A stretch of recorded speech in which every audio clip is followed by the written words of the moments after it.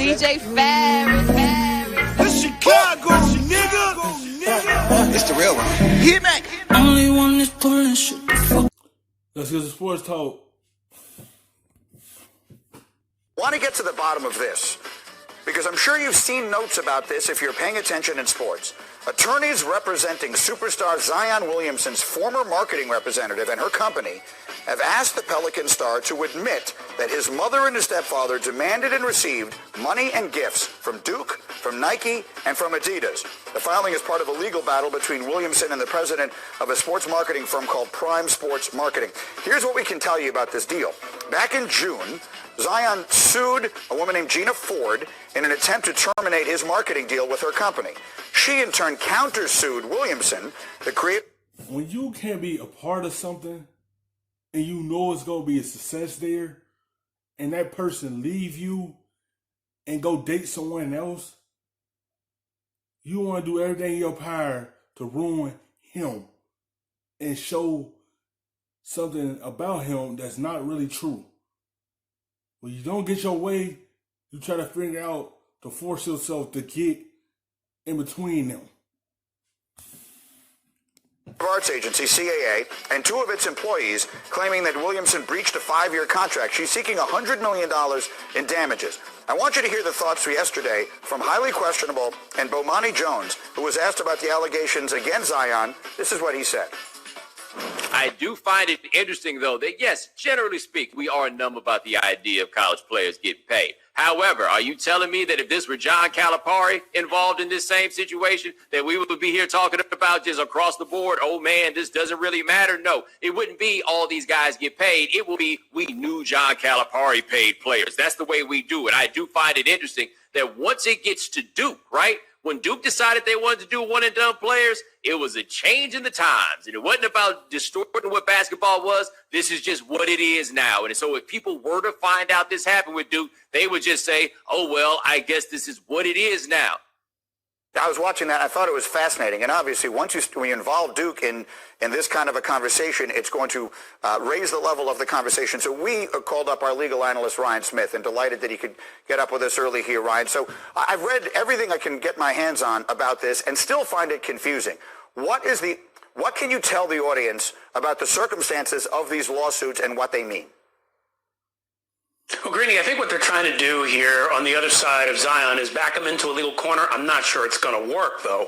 This is essentially a request for admissions. It's like as if the parties come together in discovery and one side says...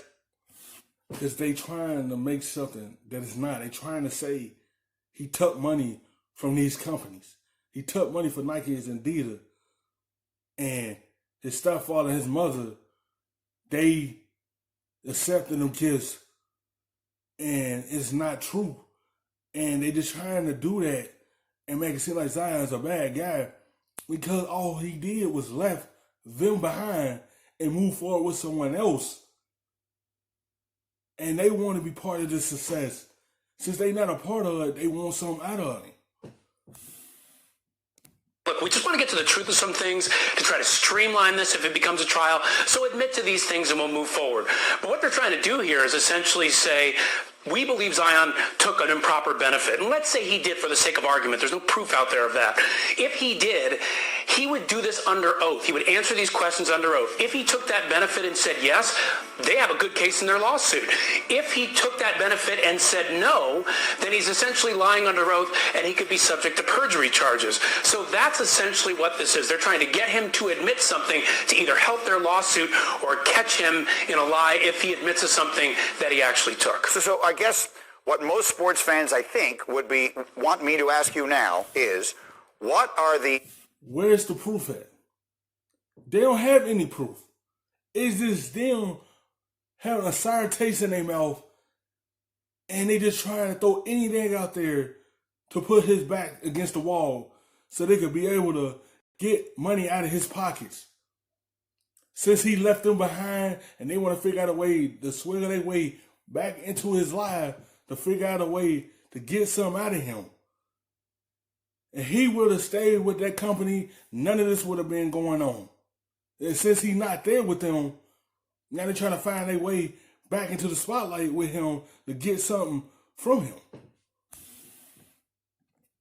circumstances under which Zion Williamson winds up in a court of law having to testify under oath as to whether or not he took money to go to Duke? I think we're a long way away from that, and here's why. First of all, if I'm Zion's team, I could have the ability to... It's as simple as he is. He ain't need no money to go to no Duke. Duke is a brand that give you big exposure. He probably already committed to them because he know what it could do for him in his career. He ain't need no bribery to go to them. Look what it done for him. Made him a #1 draft pick in the draft. Everyone want to go to that brand and play for them because they know what they could do for them at the next level. For delays in answering these questions and in responding to this. But not only that, if I do end up eventually fighting this, I'm fighting this and trying to get somebody to toss this out, this whole request. And my argument is essentially this. Hey, how is this relevant to what's happening here? You're saying Zion breached the contract. I'm saying he didn't, his legal team. So taking the improper benefits is not really about getting to the truth of something. You're really trying to create scandal, trying to embarrass my client. And really, that's not what this is supposed to be all about.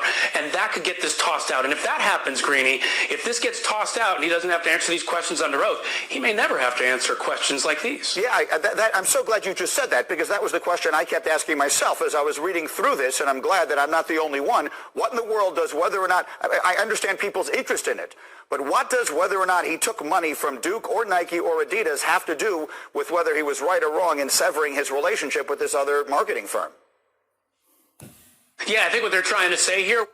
Because when you don't get your way, you have that sour taste in your mouth. And you do not like how he just left y'all behind and moved forward and having this nice career so far, and you want to be a part of it, and you want to be the reason that he having this success. Now you're not part of that. Now we got to figure out a way to get our piece of the pie that they think they deserve from him. That's why you hearing this. What the opposing side is trying to say here is essentially this. Zion has said to them in part of his reply to this, hey, this was never really a contract because you never told me by signing this marketing deal I could forfeit my eligibility. What they're trying to say essentially is, hey, you forfeited your eligibility even before this by taking this kind of benefit. But you know what I think this really is, Greeny? I think this is this other side trying to push for a settlement. If they can embarrass him, if they can keep this out there in the news, if they can actually force him to answer these questions, maybe before that they come to some sort of settlement and end up getting a big payoff. So I have to see how this plays out, but I would not be surprised. This all is trying to get back at him from moving on from them and moving forward with someone else. This is all about a pettiness get back from this company for Zion not sticking with them until he got to the NBA and left them alone. And now they're trying to figure out a way to try to ruin him and figure out how to get in his pockets and figure out a way to get back at him. And this is what it was. As if this eventually settled. Okay, so the chances then that Zion winds up having to answer these questions under oath seems unlikely, which is what I expected you to say when we first brought you in. Ryan, I can't tell you how much we appreciate you jumping in here on short notice to answer these questions. Thank you, my man.